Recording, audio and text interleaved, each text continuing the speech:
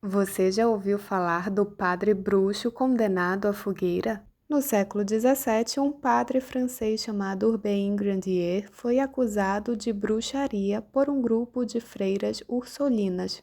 As freiras, inclusive, apresentaram um documento em que estava ali assinado o pacto entre o padre, entre Satanás e outros demônios. E um dos objetivos principais desse pacto era conseguir seduzir e possuir as freiras, além de conseguir ter influência sobre o rei para conseguir benefícios a si próprio. Então, em 18 de agosto de 1634, o padre foi queimado em praça pública na fogueira.